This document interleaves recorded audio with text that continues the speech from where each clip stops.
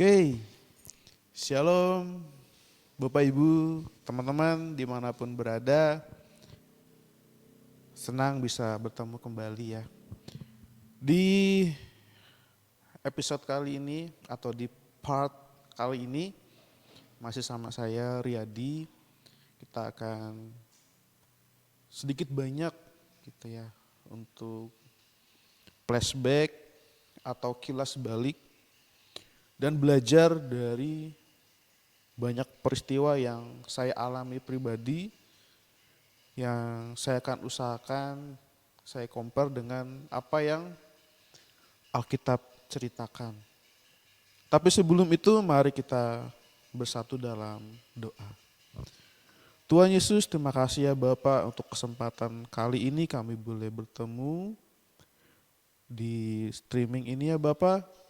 Kiranya Engkau saja yang beracara, Engkau saja yang berbicara, Engkau saja yang memakai tutur kata hamba-Mu ini sehingga kemuliaan hanya bagi nama-Mu ya Bapa. Dalam nama Tuhan Yesus Kristus, Tuhan selamat kami, berbicaralah kepada kami.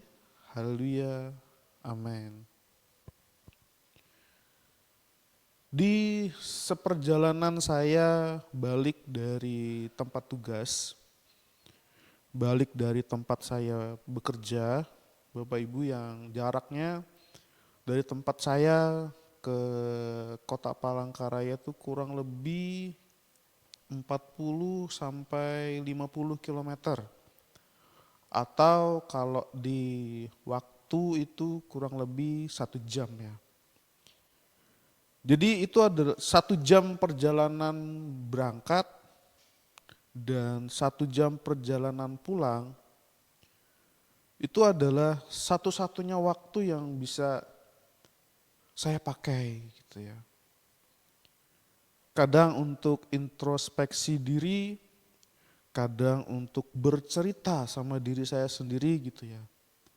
Kadang ketika ada sesuatu dan lain hal yang saya rasa tidak pas, itu adalah waktu di mana saya berkeluh kesah, bahkan adalah waktu di mana saya untuk kalau lagi marah ya teriak di jalan, di dalam hati gitu ya, tidak ada yang dengar gitu ya. Atau kalau lagi sedih ya nangis gitu ya. Segala sesuatu kita tahu Alkitab mencatat ada waktunya. Dan setiap waktu itu tidak akan terulang untuk kedua kali, Bapak Ibu teman-teman. Dan saya pelajari dalam kehidupan saya pun, di dalam banyaknya pasang surutnya kehidupan saya, di dalam semua masalah, di dalam semua hal gitu ya. Yang menurut saya bahkan kadang memojokkan diri saya gitu. Itu adalah sesuatu yang menurut saya pribadi adalah sesuatu yang tidak bisa kita beli dengan uang, Bapak Ibu teman-teman. Dengan uang kita mau bimbel atau maupun kursus gitu ya, menghadapi suatu masa tidak bisa. Karena bimbel ataupun kursus kan yang di-share di situ kan adalah pengetahuan. Tapi kehidupan yang real, yang nyata, yang kita alami tiap-tiap hari ini loh. Itu sesuatu yang khusus, sesuatu yang spesial, yang gak bisa kita beli, yang gak bisa kita minta sama Tuhan gitu ya. Atau kita minta sama orang tua kita, atau kita minta dengan orang lain, tidak bisa. Itu real yang harus kita alami sendiri. Dan jujur Bapak Ibu teman-teman, pengetahuan di dalam pembelajaran tentang kehidupan itu harganya sangat mahal Bapak Ibu teman-teman. Contoh, harus bangkrut dulu, baru tahu, wah aku kalah di sini nih. Harus kehilangan dulu, baru tahu, astaga Tuhan, betapa bodohnya aku melewatkan kesempatan ini. Harus mengalami dulu, baru paham, baru mengerti, baru tahu apa sebenarnya maksud, arti, dan tujuan hidup itu. Bapak Ibu teman-teman, di perjalanan balik tadi saya bergumul tentang apa yang mau saya sampaikan gitu ya. Di program Jesus kali ini. Sembari juga saya bergumul tentang pekerjaan saya sebagai seorang pegawai negeri yang banyak yang masih kurang nih. A, B, C, D gitu. Yang menurut saya masih banyak hal yang harus aku clearkan, aku tuntaskan gitu. Sembari berpikir juga, bagaimana ini Tuhan, keuangan seperti ini, pendapatan seperti ini, penjualan seperti ini, arus cashku kurang, keuanganku mandek, terus kayak gimana, caranya seperti apa dan sebagainya. Semuanya itu dipikirkan Bapak Ibu teman-teman. Termasuk bagaimana ya untuk biaya anak sekolah, termasuk bagaimana ya untuk bayar bensin nanti berangkat besok. Semuanya tuh kompleks Bapak Ibu teman-teman. Dan itu ada real, itu adalah nyata Bapak Ibu. Itu hidup yang real. Oke. Mungkin ada banyak di beberapa organisasi gereja, ya, mungkin masih menerapkan yang namanya doa gitu ya. Masih mengharapkan yang namanya gila-gilaan gitu ya. Sama Tuhan tuh wah full 24 jam. Tapi ada tapinya. Tidak pintar dalam mengelola hidup. Ada beberapa orang yang bisa saya ambil contoh. Tidak perlu menyebut nama, tetapi saya tahu orang ini aktif sekali di dalam pelayanan gitu ya. Tapi anaknya amburadul. Anaknya ada yang ngobat. Terus ya pokoknya kacau lah. Tapi setiap ketemu orang, itu selalu ngomong Tuhan, Tuhan. Setiap ngomong sama orang, bilang Tuhan itu baik. Setiap ngomong sama orang, bilang Tuhan tuh penuh kasih ya, A, B, C, D. Tetapi di dalam kehidupannya tidak terlihat buah yang manis dan sedap untuk dinikmati oleh orang lain, Bapak Ibu. Itulah kenapa Bapak Ibu teman-teman hampir setiap hari saya bergumul untuk bagaimana hidup saya dan keluarga saya itu terpelihara, terjaga, hidup saya dan keluarga saya itu bisa bahasanya tidak turun dari standar yang ada, tapi bisa sedikit pelan naik kepada level berikutnya. Kita memang harus berdoa, harus wajib itu. Karena di situ tempat kita menumpukan kelemahan kita. Tempat kita menumpukan, kita bersembunyi dari semua lawan kita. Dengan begitu Tuhan Allah membentengi kita dan menjadi kubu pertahanan kita. Itu wajib Bapak Ibu teman-teman. Tetapi perkara hidup di dunia ini tidak cukup dengan hanya berdoa. Tapi harus bekerja, harus mengelolanya. Segala sesuatu harus dikelola dengan sangat baik, jangan sampai miss. Beberapa kali saya miss. Gitu ya, saya selalu seperti ini dengan diri saya gitu. Dan setiap kali saya miss, apa yang harus saya lakukan? Saya do. Walaupun memang terlihat tidak ada progres yang bagaimananya. Tetapi ada sesuatu di dalam diri saya yang dengan melakukan itu, sedikit banyak menambah pengetahuan saya. Oke. Bapak Ibu teman-teman, mohon maaf saya lebih banyak mengambil contoh diri saya pribadi. Karena kalau saya mengambil contoh dari orang lain, rasanya itu tidak fair ya, tidak adil. Karena yang menjalani hidup adalah kita, bukan orang lain. Cerita kita. Gitu ya. Nah itu yang saya coba sampaikan kepada Bapak Ibu teman-teman.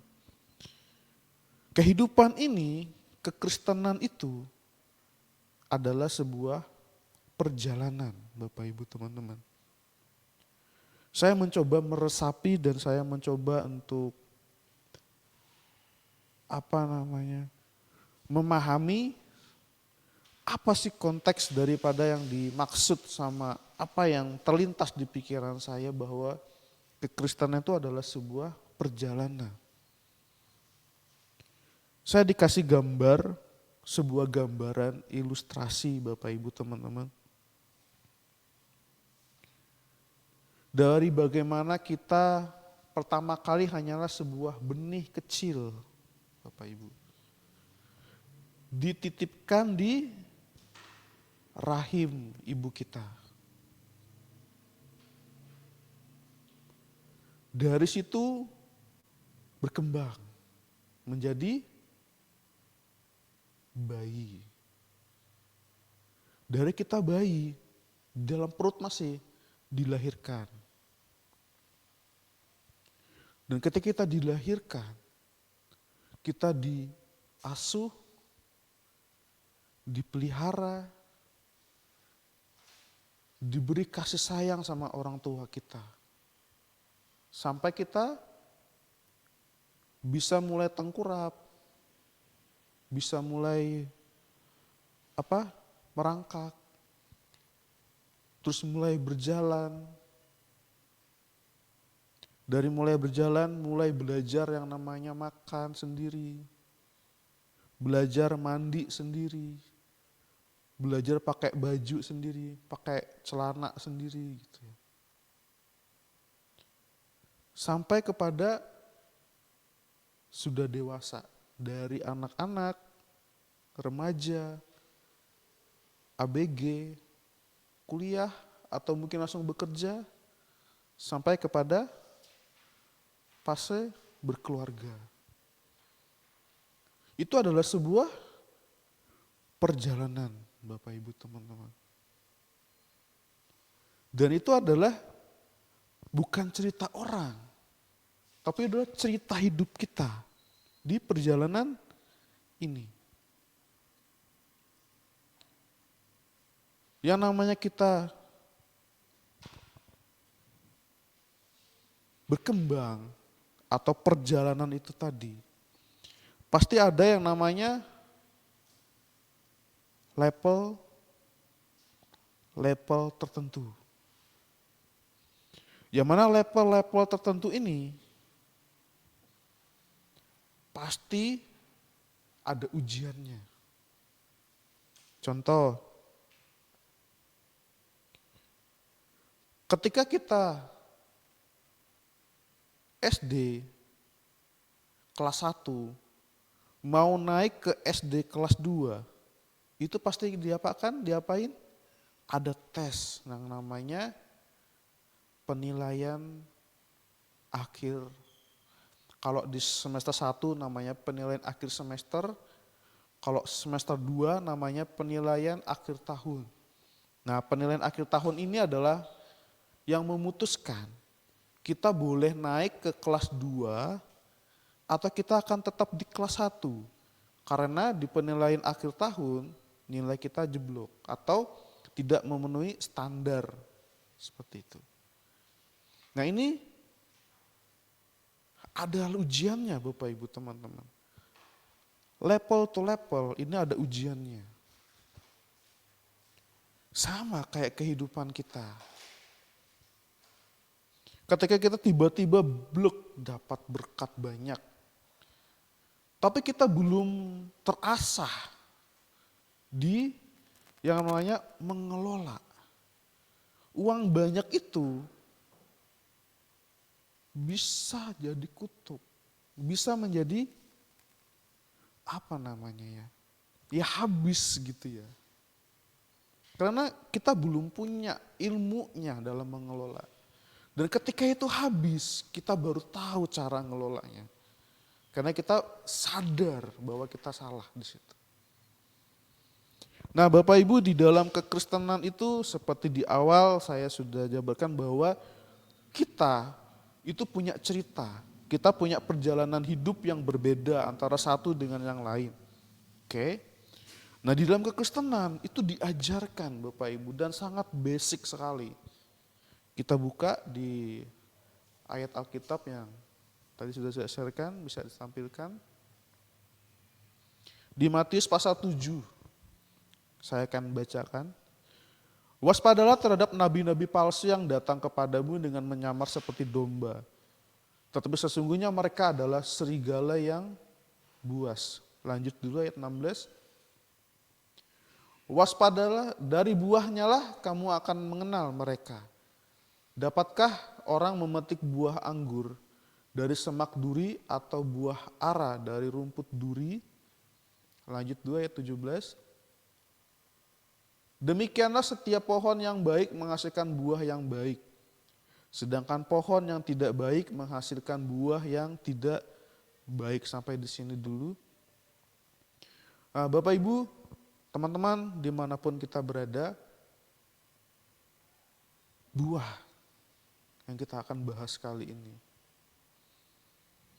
Sudahkah kita menjadi buah yang baik, menjadi buah yang sedap, menjadi buah yang enak bagi orang di sekitar kita? Atau kita hanya menjadi seseorang yang dalam tanda kutip menjadi beban buat orang? Atau kita hanya menjadi seseorang yang ya kayak gitu-gitu aja lah, gak ada sesuatu yang gimana-gimananya gitu. Di pembelajaran tentang ini Bapak Ibu teman-teman, saya pun masih belajar untuk bisa menjadi yang enak untuk orang lain lihat gitu ya. Circle yang saya punya, Bapak Ibu sambil juga meresapi untuk sedikit apa namanya ya, melihat diri gitu ya. Sama seperti saya melihat diri saya. Bapak Ibu coba melihat diri masing-masing di circle-nya kita. Kalau di circle-nya saya, itu adalah tempat pertama adalah dunia pekerjaan saya. Teman-teman saya di kantor. Bagaimana dengan keberadaan saya? Dan saya dikenal oleh teman-teman itu aktif di pelayanan. Bagaimana orang-orang melihat, oh gitu ya, yang namanya Pak Riyadi gitu. Oh orang Kristen gitu ya. Jadi posisi kita itu menjadi hal yang dinikmati oleh orang banyak, Bapak Ibu teman-teman. Secara sadar tidak sadar Bapak Ibu, kita tuh dinikmati oleh orang banyak. Entah kita menjadi rasa yang manis, entah kita menjadi rasa yang kecut, atau entah kita menjadi rasa yang pahit, atau kita menjadi rasa yang kok gini sih rasanya gitu. Atau wah enak banget nih gitu. Sedap, menikmat. Itu tergantung daripada sudut pandang orang-orang di sekitar kita lagi. So, Bapak Ibu, teman-teman, keberadaan kita itu menjadi sesuatu yang apa ya bahasanya ya, Saya coba untuk mengulas dengan cara yang dengan bahasa yang bisa dipahami dengan sangat mudah gitu ya. Bahwa keberadaan kita itu selalu ada standar nilai dari orang lain, Bapak Ibu. Suka tidak suka. Makanya ada yang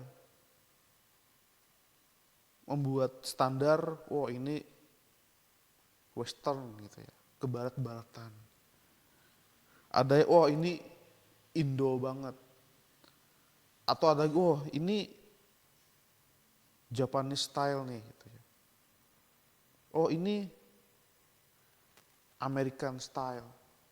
Itu terlihat dari bagaimana seseorang sehari-harinya. Mulai dari berpenampilan, mulai dari bertutur kata, mulai dari apa yang dikerjakannya. Dan itu terlihat di buah yang dihasilkan. Mungkin bisa balik ke ayat 17 dulu, bisa ditampilkan. Demikian setiap pohon yang baik menghasilkan buah yang baik. Sedang pohon yang tidak baik menghasilkan buah yang tidak baik. Pohon, Bapak Ibu teman-teman. Pohon ini bercerita tentang pokok atau main menu atau menu utama daripada kita yang tercipta dari circle kehidupan kita. Kalau di dunia pendidikan, saya tahu betul gitu ya, bahwa seorang individu, seorang manusia itu ditentukan oleh 3 hal, Bapak Ibu teman-teman. Yang paling utama adalah keluarga. Oke. Yang paling pertama adalah keluarga. Yang kedua adalah sekolah. Dan yang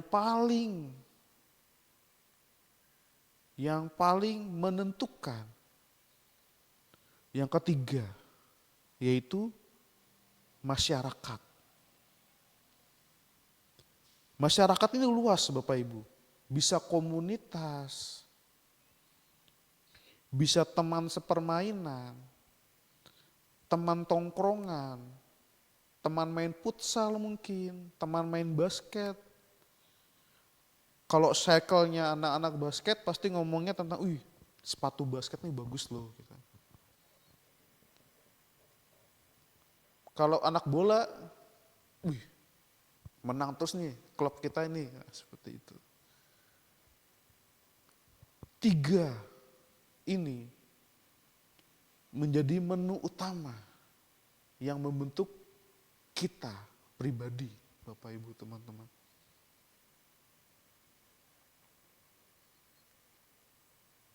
Dan ada satu faktor yang keempat, faktor X.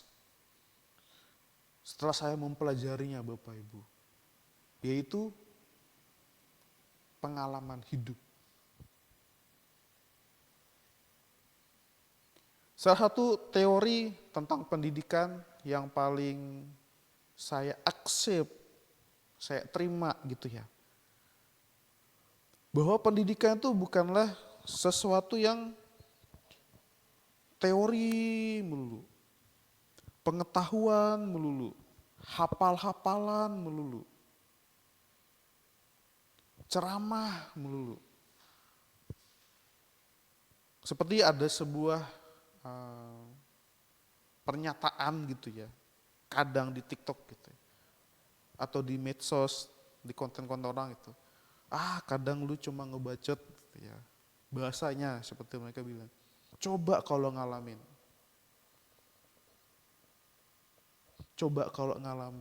gitu ya, baru tahu.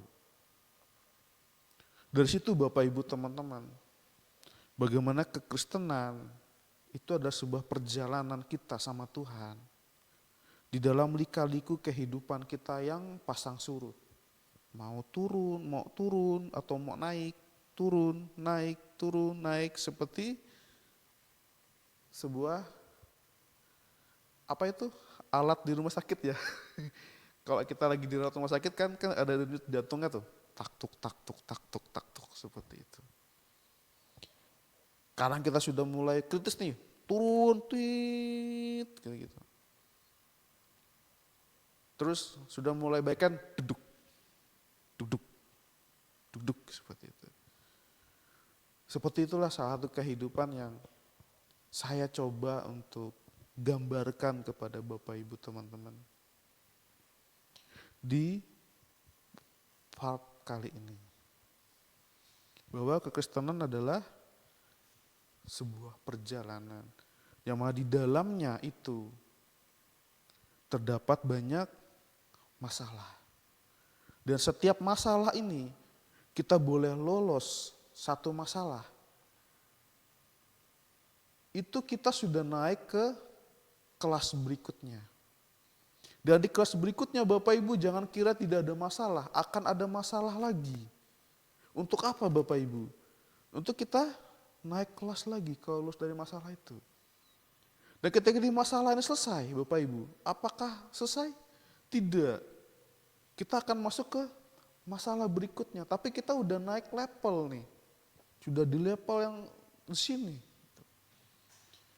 Dan itu tergambar dari bagaimana cara kita untuk membuat reaksi kepada apa yang ada di sekeliling kita. Makanya Bapak Ibu teman-teman bahwa kekristenan itu sangat kompleks ya. Tetapi tujuannya itu cuma satu Bapak Ibu teman-teman. Ingat. Tujuan kita itu cuma satu. Itulah kenapa kita disebut dengan Kristen. Yang kalau diartikan adalah Kristus kecil. Siapa tuh Kristus? Ialah seseorang yang menjadi pokok anggur kita. Seseorang yang menjadi batang kita atau pohon yang disampaikan tadi. Mungkin coba ditayangkan lagi ayat 17 tadi. Demikianlah setiap pohon yang baik menghasilkan buah yang baik. Sedang pohon yang tidak baik menghasilkan buah yang tidak baik. Oke, sampai sini dulu. Pohon, Bapak Ibu teman-teman. Itu adalah main menu atau menu utama. Atau pokok pertama. Dari kehidupan kita. Yang menjadi sudut pandang kita. Tentang bagaimana kita memandang hidup ini. Kalau kita pandang hidup ini kayak gitu-gitu aja ya, kayak gitu-gitu aja hidup kita. Tapi kalau kita pandang hidup ini, aduh kurang ini Tuhan. Dan kita bergumul sama Tuhan. Dan kita ngelihat peluang. Dan kita kerjakan yang terbaik yang kita hadapi hari ini. Sambil menunggu pohon kertaunya Tuhan. Sambil menunggu waktunya Tuhan. Timingnya Tuhan untuk mengangkat hidup kita. Dengan cara yang tidak bisa disangka-sangka. Tidak bisa kita terka-terka. Tahu-tahu jadi aja. Tahu-tahu hidup aja. Tahu-tahu wah udah aman nih. Tapi kita harus dulu mengalami yang namanya ujian atau masalah. Oke, Bapak Ibu teman-teman. Mungkin bisa tampilkan ayat berikutnya. Tidak mungkin pohon yang baik itu menghasilkan buah yang tidak baik. Ataupun pohon yang tidak baik itu menghasilkan buah yang baik. Lanjut ayat berikutnya. Dan setiap pohon yang tidak menghasilkan buah yang baik pasti ditebang. dan dibuang ke dalam api. Lanjut 2 ayat 20. Jadi dari buahnya lah kamu akan mengenal mereka. Balik dulu ke ayat 19. Dan setiap pohon yang tidak menghasilkan buah yang baik pasti ditebang dan dibuang ke dalam api. Oke, kita bahas tentang api, Bapak Ibu teman-teman. Bagaimana pohon tidak menghasilkan nih, buahnya kok jelek banget. Ya udah, cabut aja gitu. Buang, dibakar gitu. Untuk apa? Untuk ditanam lagi bibit yang baru. Untuk menghasilkan buah yang baik lagi. Nah, Bapak Ibu, teman-teman, ada kalanya kita akan dibuat Tuhan seperti terbakar, Bapak Ibu. Dengan masalah yang timbul. Kenapa ya Tuhannya? Kok masalah mulu nih yang kesampaikan ini? Karena sampai sekarang pun Bapak Ibu teman-teman saya pun masih banyak hal di dalam diri saya yang saya rasa saya harus bereskan. Karena banyak hal, dan hal yang terjadi. Rasanya kok gini-gini amat ya hidup ini Tuhan ya. Kok rasanya kayak sakit itu enggak juga gitu. Tapi rasanya ini kok gimana ya, kok gak enak gitu. Kalau Bapak Ibu ngerasakan hal yang sama, mungkin saat ini dalam kondisi yang kayak kejepit gitu ya. Gak enak tuh. Kayak pokoknya gak enak aja gitu. Kayak ada sesuatu yang sedang dibakar sama Tuhan. Entah dibakar sama Tuhan nih apa kita gak tahu. Mungkin pola pikir kita yang kolot, pola pikir kita yang masih kekanak-kanakan, pola pikir kita yang masih mendang-mending, pola pikir kita yang masih gini-gini aja dah, gak usah terlalu berharap lebih. Gitu. Pasrah akan keadaannya. Pola pikir yang tidak mau lagi untuk untuk dipacu lagi gitu. Pola pikir yang ngerasa aku sudah enak nih di posisi ini. Gitu.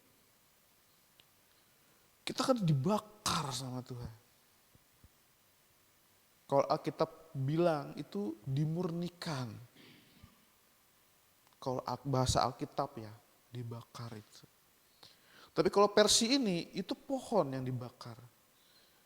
Yaitu pola pikir kita yang salah menurut Tuhan.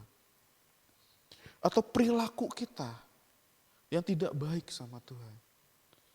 Tingkah laku kita, perangai kita, tabiat kita, karakter kita. Yang dalam tanda kutip, bukan standarnya Tuhan. Bapak Ibu, teman-teman, patokan kita di dalam hidup ini bukanlah apa yang orang kata, Bapak Ibu. Tapi apa yang Tuhan berkenan. Saya belajar dan mulai untuk mempraktekkannya ini sudah lama Bapak Ibu teman-teman ya. Mau dianggap orang A, mau dianggap orang B gitu ya. Ada rasa saya belajar untuk masa bodoh dengan hal itu. Tapi yang saya tahu, Tuhan, cuma ini yang bisa aku kerjakan. Cuma ini yang bisa aku lakukan. Cuma ini kontribusi yang bisa saya beri. Maupun orang anggap, wah ya ini bisa disuruh-suruh nih, bisa di ini. Bisa dimintai tolong nih. Atau mungkin dalam tanda kutip, ngerasa seperti diperalat gitu ya. Diperalat atau jadi pesuruh gitu ya. It's okay Bapak Ibu teman-teman. Cuman dalam bagian ini saya cuma terpikir, Tuhan, cuma ini yang bisa aku beri. Dan saya beri dan saya lakukan sepenuh hati saya. Dan siapa sangka gitu ya, saat ini di hadapan Bapak Ibu teman-teman saya bisa berbicara dengan sangat lancar gitu ya. Sementara saya jujur, saya akui Bapak Ibu teman-teman. Saya kok disuruh berbicara atau disuruh khotbah seperti ini, itu ada rasa takut luar biasa di sini saya. Bukan takut salah Bapak Ibu. Itu pola pikir saya dulu. Takut malu. Takut dipermalukan dengan kata-kata saya yang salah. Dan siapa sangka Bapak Ibu teman-teman saya bisa berdiri saat ini dan bisa berbicara dengan sangat lugas. Ada beberapa sisi kepribadian yang saya lihat di medsos ya. Dalam beberapa itu, dan saya juga pernah ikut beberapa tes tentang kepribadian dari salah satu, saya pernah ikut pelatihan bisnis gitu ya. Dicek, diperoleh lah bahwa saya itu introvert, tapi introvertnya itu dari dalam. Introvert tapi yang X-nya itu ya. Yang ada X ada yang in ya. Kalau X kan dari orang luar yang menjadi pengaruh ke kita, kalau in kita sendiri yang dari di dalam diri kita gitu ya. Tapi saya itu introvert yang dari X ya. Jadi orang yang mempengaruhi saya. Seperti itu. Tahu sendiri Bapak Ibu, seseorang yang introvert itu kayak gimana. Sesuatu yang saya suka gitu ya. Di sebuah mall atau tempat ramai lah, di pasar malam lah gitu. Duduk, mantengin HP. Tanpa seseorang pun kenal sama saya. Saya bisa berjam-jam di situ Bapak Ibu teman-teman. Dan saya sangat menikmati hal itu. Dan kalau disuruh berkhotbah kayak gini, aduh jelek banget Bapak Ibu teman-teman. Saya ingat sekali bagaimana saya tuh waktu khotbah itu. Patah-patah, bingung mau ngomong apa dan lain sebagainya. Suatu mukjizat saya bisa sampai di poin ini, di titik ini Bapak Ibu. Sesuatu yang tidak bisa saya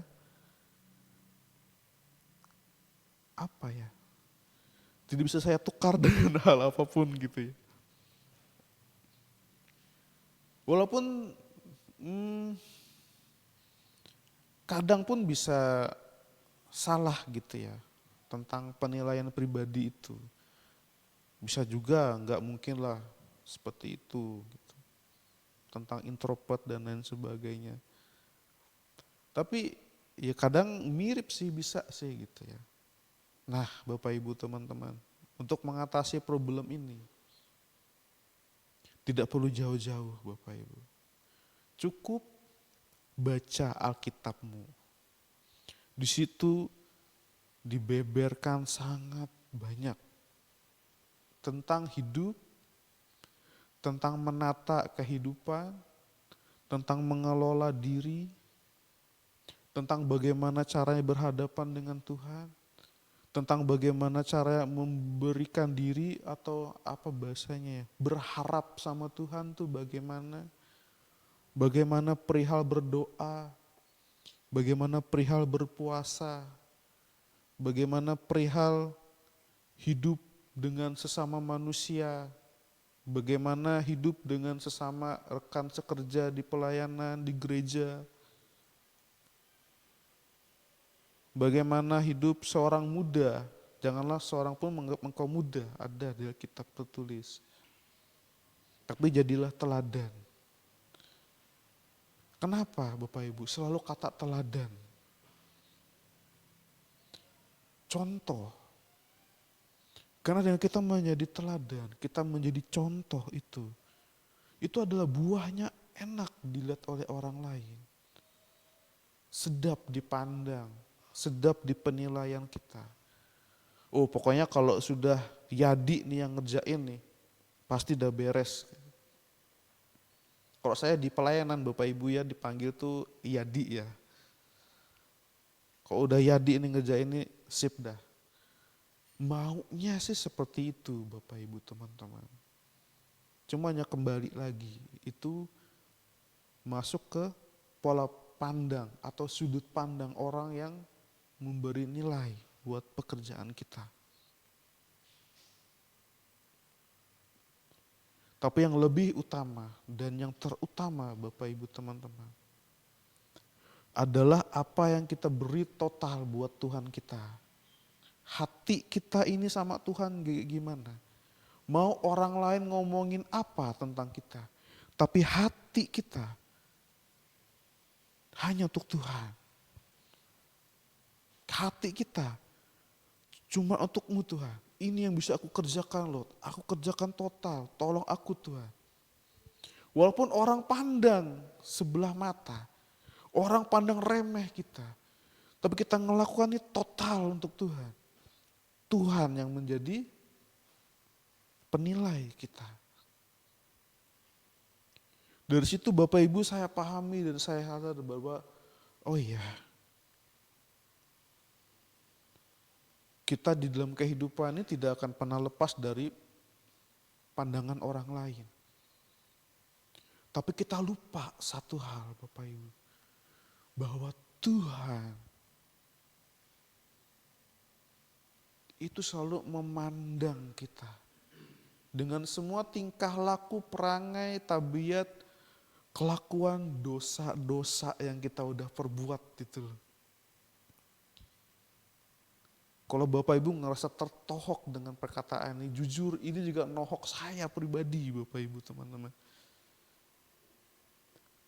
Karena sampai sekarang pun Tuhan, ampun dah. Kadang saya juga bisa melakukan dosa. Hal kecil aja, mungkin berdusta. Mata, apalagi mata laki-laki gitu ya. Dan lain banyak hal. Tapi itulah uniknya. Dan kabar baiknya buat kita umat Kristen. Kenapa? Kita coba baca yuk.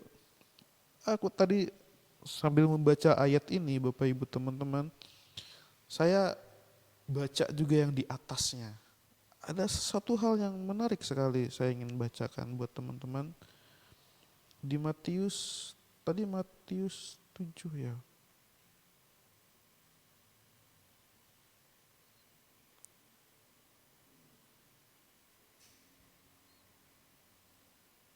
Bentar.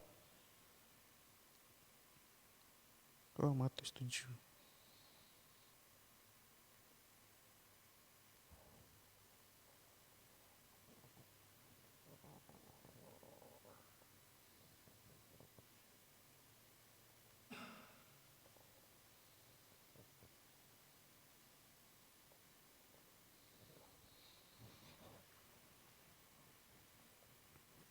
Ada satu pernyataan Tuhan yang menurut saya wow. Sesuatu yang menurut saya amazing Tuhan. Karena saya membayangkan Bapak Ibu teman-teman, dibandingkan dengan zaman kita sekarang yang penuh dengan kecanggihan teknologi, dengan informasi yang pesat, Tuhan Yesus sudah mengajarkan sesuatu yang menurut saya, Tuhan, kok bisa Tuhan bisa punya pemikiran kayak gitu Tuhan? Yang mana ya? Sebentar dulu ya.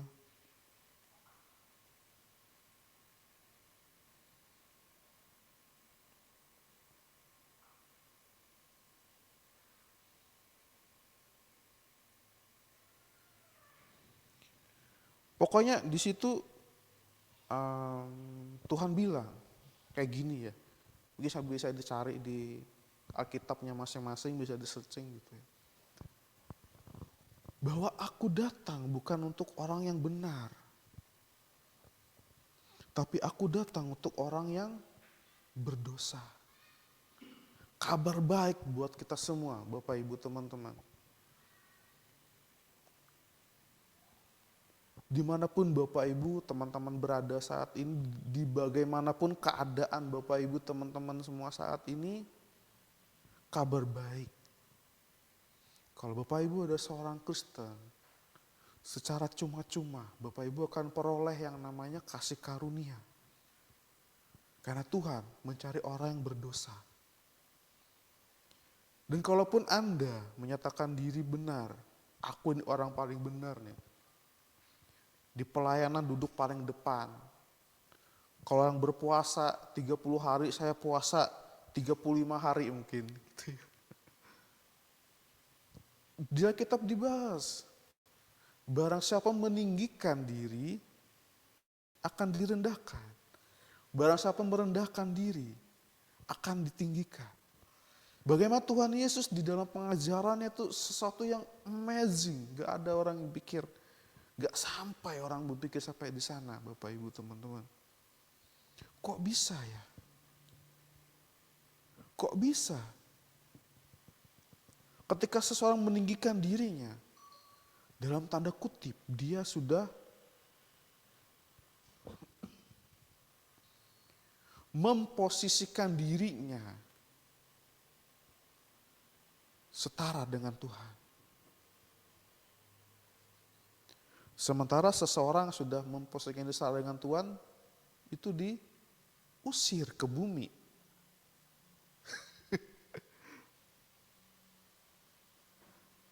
Sehingga siapapun yang menyombongkan diri atau meninggikan diri, itu dikatakan Tuhan setara dengan orang yang diusir sama Tuhan dari surga. Siapa? Lucifer.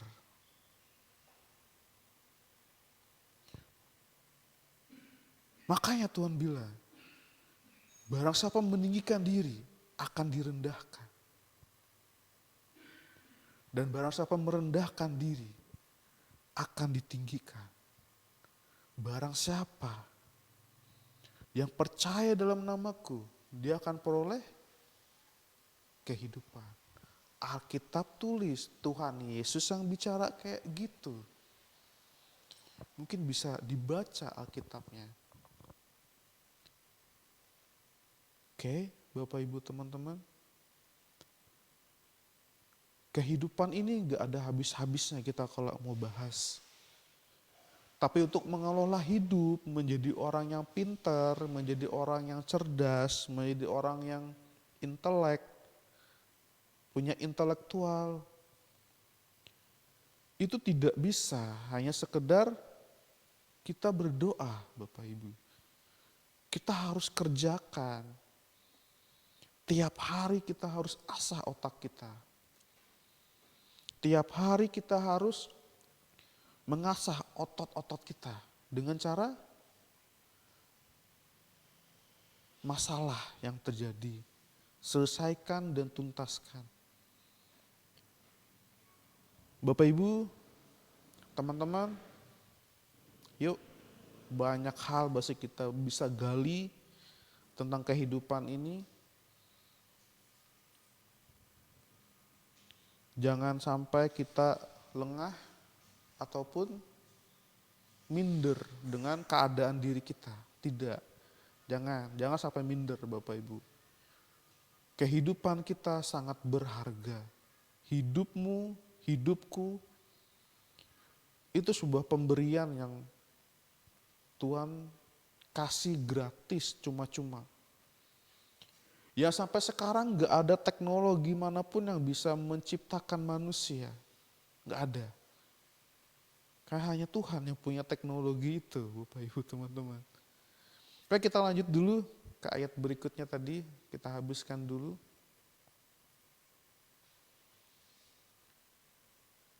Dan setiap pohon yang tidak menghasilkan buah yang baik pasti ditebang dan dibuang ke dalam api. Lanjut. Jadi dari buahnya lah kamu akan mengenal mereka. Lanjut. Bukan setiap orang yang berseru kepadaku, Tuhan, Tuhan, akan masuk ke dalam kerajaan sorga.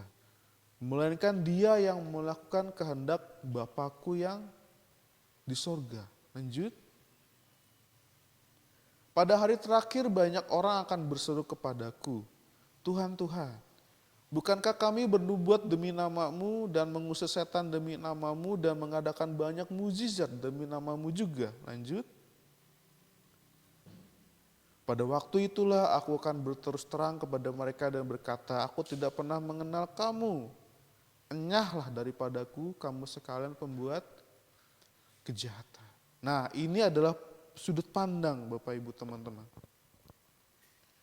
yang akan saya tutup untuk part atau episode kali ini.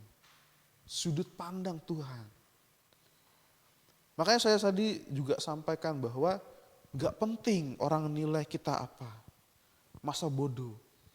Tapi posisi hati kita, niat kita, passionnya kita, itu untuk Tuhan gaspol gitu. Kita raket sama Tuhan gitu di dalam doa kita.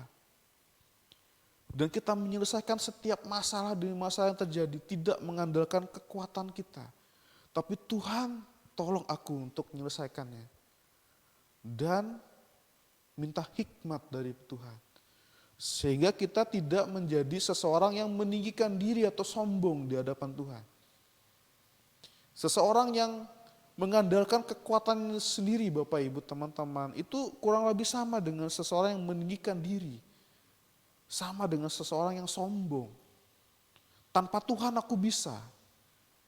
Tanpa Tuhan aku mampu.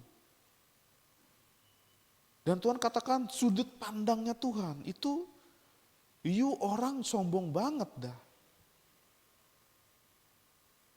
Sehingga melupakan sesuatu yang hakiki, yaitu bagaimana hidup kita itu total untuk Tuhan.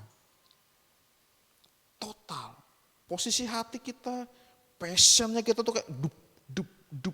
Ketika untuk Tuhan tuh, gitu ya. Walau bagaimanapun orang memandang, walau bagaimanapun orang melihat, tapi cuma kita dan Tuhan yang tahu apa yang terjadi di dalamnya. Dan di situ Tuhan bilang, hai hambaku yang setia, ikutlah aku. Bapak Ibu teman-teman, kita berbicara tentang kehidupan, berbicara tentang sudut pandang ya. Sudut pandang itu adalah bagaimana cara posisi kita ngelihat. Contoh, ketika ada angka 6, ketika di sini angka 6, Bapak Ibu, ini 6. Di posisi saya itu ngelihat ini angka 6. Tapi di sisi orang sebelah sini, ini ngelihat ini angka 9. Itu sudut pandang Bapak Ibu. Gak akan ada habisnya hidup itu. Tapi ketika kita belajar dan mau step by step. Firman Tuhan yang saya sampaikan ini tidak hanya untuk Bapak Ibu teman-teman juga. Tapi untuk saya pribadi dan nonjok banget plak gitu ya. Kayak nonjok gitu. Bagaimana aku pun harus berubah dalam perkara ini. So Bapak Ibu teman-teman, bersyukurlah, bersukacitalah kita di dalam setiap aspek kehidupan kita. Ketika kita ada di dalam masalah, bersukacitalah Tuhan bilang. Kenapa? Karena di posisi kita bermasalah, di posisi itu kita kuat-kuatnya doa sama Tuhan, benar gak? Tapi ketika kita tidak punya masalah, kita lagi enak nih dapat berkat Tuhan. Itu posisi kita lagi enak-enaknya dengan dunia. Enak-enaknya dengan apa yang Tuhan kasih. Dan kadang kita melupakan Tuhan. Tidak perlu jauh-jauh Bapak Ibu teman-teman, saya pun pelakunya. Tidak usah ngambil contoh orang lain. Tetapi Bapak Ibu teman-teman, itulah uniknya kehidupan ini. Mari kita sama-sama belajar untuk mengelola hidup, mengelola diri, Jangan jadi orang yang bodoh lagi. Jangan jadi orang yang pelin-pelan. Jangan jadi orang yang tidak enakan sama orang. Kalau no, no, yes, yes. Jangan jadi orang yang apa ya? Yang dalam tanda kutip gak enak orang nanti bilang kita gini gitu. Tetapi bagaimana kita di dalam hidup kita setiap hari mengandalkan Tuhan, melakukan yang terbaik sama seperti untuk Tuhan, dan melakukan semuanya itu seolah-olah untuk Tuhan. Percaya Bapak Ibu teman-teman, segala sesuatunya pasti akan sangat indah untuk kehidupan kita masing-masing. Oke, Bapak Ibu teman-teman dimanapun Anda berada, terima kasih.